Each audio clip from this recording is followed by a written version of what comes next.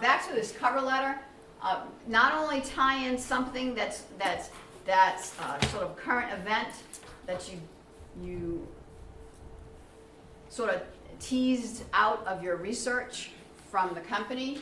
You want to make sure that the cover letter is more about what you can do for them versus me.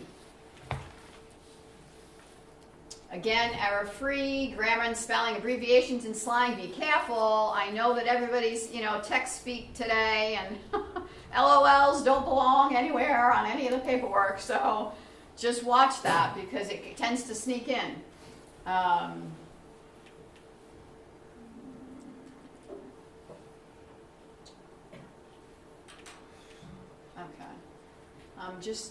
Let me just go fast forward here to make sure we have thorough time because we've already covered those. So on your resume and cover letter, what you want to make sure you do here is you want to make sure that you look at the job posting, which is essentially should be taken from it should resonate, with the whole job description. You want to make sure that you look at what's in that job posting and use some of the words, the verbiage in your cover letter and resume. Okay, so you want to make a match. Why you want to do that is because a lot of these electronic applicant tracking systems, they're called ATS in the HR world, are looking for words. And if you are hitting these words, that system is going to screen you in. Okay? That's electronically. It's a computer doing it.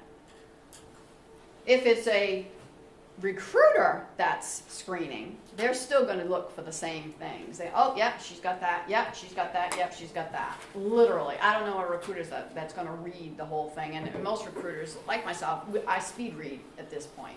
But I'm looking fast. I may have 100 resumes a day that I'm going through.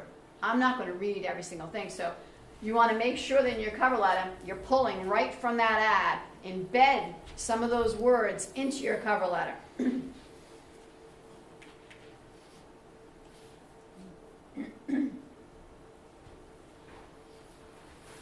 If you don't have a lot of work experience, everything counts. Community, church involvement, extracurriculars, school projects. Don't sell yourself short. You want to put everything that you've done down there. And it doesn't matter that it wasn't paid. It doesn't matter. Put it down there. This is all relevant. For the most part, you would, at this point, have a one-page resume. Obviously, the more experience you have, you're going to go into 2 pages, but you could pull off a one-page resume nicely at this point in your career. If you've advanced anywhere, and it doesn't matter that your title, you didn't have a loftier title. If you've advanced, i.e., if they have you train new staff, if you're taking on more responsibilities or duties than anybody else at your current job, you want to put that on there, okay? A lot of people forget about that, but not everybody's been tasked with the jobs or the responsibilities that you've had. You want to put that up because that's going to show progression. Gaps in employment. If you have gaps in employment, you want to try to minimize those. So also if you have a lot of short-term employment, gaps in employment and short-term employment are 2 reasons that recruiters do screen out. So you want to address those. If you have a gap in employment, you can basically put down what happened there. You were overseas traveling on a work study or something. And if you have a lot of short-term employment, that's going to be a red flag to a recruiter. You want to try to put reasons why it was short-term. And I can tell you that most candidates are doing this today. They're putting in parentheses, contract, temporary. So they know this was intended to be a short-term gig. It wasn't intended to be long-term. It's not that I jump around every few months. The use of bullets on both. I recommend the use of bullets on both cover letter and the resume. And again, I know recruiters they're screening a ton of resumes. When you have these huge paragraphs, they're not reading them. They definitely will read bullets. And if your bullets match some of the verbiage from the job posting, then you're going to get attention. And put the most impressive stuff at the top, your most impressive work, the things you're most proud of at the top. I've had people, at the bottom put down, the last bullet they're putting down that they advanced within, and they do the schedule, and they do the inventory, and then they do the ordering. Well, does anybody else do that? No. That's going to be your first bullet, not the last bullet, because you know what? You have to really think about this. The recruiter might not get to the last bullet. They'll quit at the first three, because the first three you put subordinate tasks that you do the cleaning, and you do what everybody else does. So make sure the thing that differentiates yourself is at the top, and then you list it down. That shows that you can prioritize. You put your best foot forward there. This first, can you everybody read that first sentence? John, can you read that? Can you see it? Yeah. Oh. That was from a resume that I received. Literally. I know. The eyes. Okay. So my point here is it's very, very easy to hit send, and there's no getting that back. So you want to make sure. Watch out with the emails. Very dangerous. And we go fast, and I know you go fast. Probably faster than we do. So you want to make sure. Emails is really dangerous. You want to make sure before you hit it send on that email, you have gone over it 2-3 times.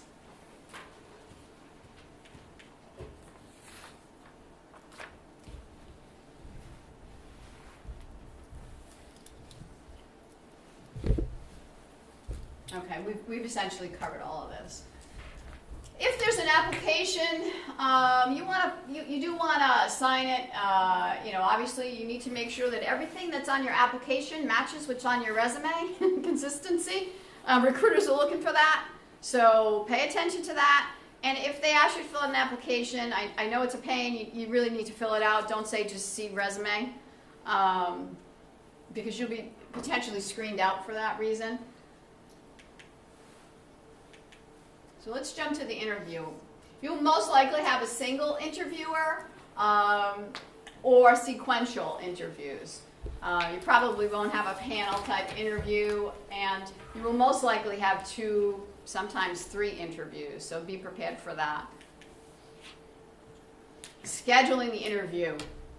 Critical, critical, critical. Make sure you are ultra available. Okay, so if somebody calls you for an interview and you want that job, you really want that job, you make yourself available.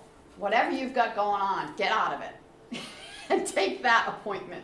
I can't tell you how many times candidates have blown it because of they're not available for the interview. Well, I can't on that day. No, I can't on that day. Okay, you're done. You may ultimately have scheduled the interview, but you're not going to get past go with that company. So just make sure. I had a candidate last week, an engineer. He's going for his master's in civil engineering, and he's in Texas at this point. And he told me, and I'm talking to him about a project manager estimator position for a company here in the Boston area. I'll be there tomorrow. Well, don't you think I let the president of the company know that? Absolutely. Now, this is the person who's going to come from Texas. I have people who are 10 minutes from the company that say they can't interview until 3 weeks from now. That person's getting an interview. And that person definitely is going to get some attention. So make sure that also how you treat the secretary, receptionist, the person who calls you. You don't know if the person who is calling you isn't your supervisor. I have seen that so many times. They think it's a secretary calling. It is not a secretary calling. It could be the HR director. It could be your supervisor. Okay, so just make sure that you're treating that individual with the utmost respect, because they're testing you the whole time. And rescheduling an interview, I wouldn't do it unless it is a, you know, an emergency type situation. Make sure you do a dry run, absolutely. You want to drive to the company, make sure you know where to park, make sure you know which door to go in. You know, you want to get there, obviously, at least 20 minutes ahead of time. Treat everyone you encounter when you're walking in with respect and courtesy, holding doors for people, using the interview's name, Mr. or Mrs. If you know it. If you don't, ma'am or sir, it sounds formal, that's okay. If you get the job, you don't have to use it, but this is your interview day, this is your time. And of course, we'll get into dress, but even if the company has a casual culture and work environment, and it's, you know, they all dress casually, jeans are acceptable there and so forth, doesn't matter, this is your interview day, you dress to the nines. I can't tell you how many candidates ask me, well, what should I wear? Do I have to wear a suit? Do I have to wear a tie? You know, you want to dress to the nines. You want to dress to impress. You're trying to get this job. Dress to impress. You cannot overdress for an interview. Trust me. It's only going to benefit you if you overdress for an interview. You may be the only one that took the time and effort to overdress for an interview. That may get you the position because you have a lot of competition. A lot of people are qualified. So you want to, again, set yourself aside and distinguish yourself in this way. Use the sir and ma'am. Believe it or not, that can be a distinguishing factor. So obviously everything in good repair. If you have a new suit, and I'm telling you this because this is you know, a story I'll never forget. A candidate had a brand new suit. It was a great suit, but he had the price tag still on it. You know, you want to make sure you have a full-length mirror and you're having somebody look you over and give their opinion. No extremes, fads, or trendy dress, formal. Again, even if you know the organization's culture is casual, conservative, you want to have, you know, you really want to stay away from perfumes and colognes and minimize jewelry. This is a lot of times a big issue in workplaces today when people have issues with odor. Bring a tote bag, portfolio, or something that you can write on. I've had candidates in interviews ask me for a pen. They're not getting the job if you can't think of bringing a pen or a pad. So you want to definitely be prepared and do an inspection, you know, before you leave for the interview. So this is really key for interviewing. It's not all about just answering their questions. It's, you know, it's listening to what a interviewer is asking you and using something that you gleaned from their conversation to ask about later. So you want to, you're very engaged in the conversation. You're not just, you are an active participant. So make sure you're paying attention and you're asking really good questions. Active listening, almost not mimicking, repeating back what I thought I heard you say. So what you're saying is this, right? You want to do one of those. That shows the interviewer that you are absolutely paying attention to what they're saying. You put it in your own words, though. And of course, answer truthfully. So this is actually CEO of a company, and I'm in the position of putting forth candidates. And then I ask, how did they do? How did they do? How did they do? And they give me the you know, their opinions. They took the time to think before answering the question. Very, very simple. You can really slam an interview just because you took an extra few seconds to think about that question. You know, it shows the interviewer you're not just giving canned answers or quick answers. You're really thinking about it. Your posture, you're walking, you're standing. I had a supervisor who rejected a candidate because he couldn't keep up with him from walking from the front of the corporate office to his office. The gait was slow. It didn't show a lot of energy, believe it or not. So everything counts. Eye contact and handshake. You probably are not shaking people's hands regularly, so you want to practice that. So you have a good, strong handshake. And eye contact. I mean, I pretty much, I think you all have good eye contact here. You're giving me good eye contact. You don't want to overdo it such that you're staring them down. And you don't want to be, looking at the floor and looking at the ceiling and avoiding eye contact either. So you want to have that balance right in the middle where you're able to look at the individual, look the individual in the eye when you talk to them. So your body language again, your posture and nodding. I recommend you look at Amy Cuddy's TED Talk, 20 minutes of your time. I don't know if... We're going to do that during class. Okay, good. And that's all about body language during interviewing. She's excellent. If you really want to know about body language, Joe Navarro, he's a retired FBI agent. He wrote a book about body language. Outstanding book. Joe Navarro. You can have time to read that book. It's definitely worth it. Obviously slouching, looking off in the distance, playing with a pen, fidgeting in the chair, brushing back your hair, touching face, chewing gum. I don't think you do any of those things. But just to let you know, these are things that I've seen candidates do, and it doesn't help their chances for the position. Obviously, don't monopolize the interview because the interviewer is going to want to maintain control of the interview, so you're going to go with the flow. Don't interrupt them. Giving succinct answers to the questions with brief explanations unless you're prompted for more in depth. Some people do like to talk, and a lot of times you can't stop them, but that shows that they don't have boundaries. So you want to make sure that you don't overtalk. Is that balance again?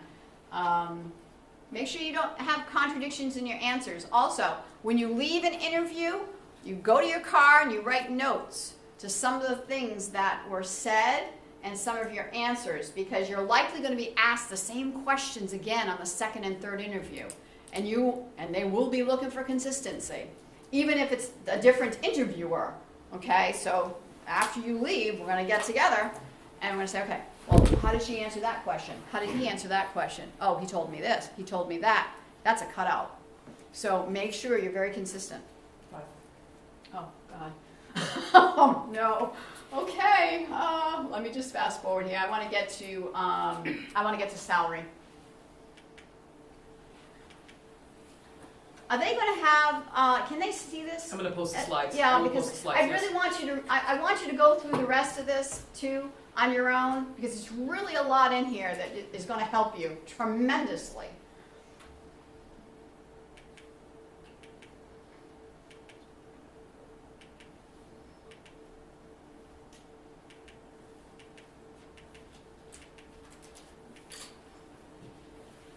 I'll talk about, just briefly also, phone interviews. Make sure you know phone interviews are just as critical as an in-person interview. Okay, so don't go casual on phone interviews. If it's a phone interview, you want to answer just like you're in person, because it counts, absolutely counts. And if you get back that phone interview, then you're going to end up with an in-person interview and you're doing well. Okay, salary. I want to get to salary here now because this is a big issue. So it's best always to let the interviewer raise the issue of salary. You would never go in an interview and ask, what's the salary? Let them answer it. They're assessing you first. And if they figure that, yeah, this person's a candidate that we want, they'll raise the issue of salary. They're likely then going to ask you, what are you looking for? Unless it is a canned posted salary. It's a basically entry-level salary that they post. Sometimes they do post it. It's pretty rare, though, that they're posting salaries on the job postings. But if it's a structured company, they might. So if they ask you what you're looking for, obviously you've got to be prepared with an answer here. So yes, you want to have done your research and looked on any of the sites that are out there to see, okay, in this geographic area, what's an entry-level accountant, what's an entry-level marketing coordinator going for. If you do have some experience that's relevant, you can, in your own mind, give yourself credit for that. So if you see entry-level is $38,000 a year in this area, but you have 3 years of experience in give yourself credit for that and say, okay, if they ask you, say, go ahead, I'm looking for 39. I was speaking with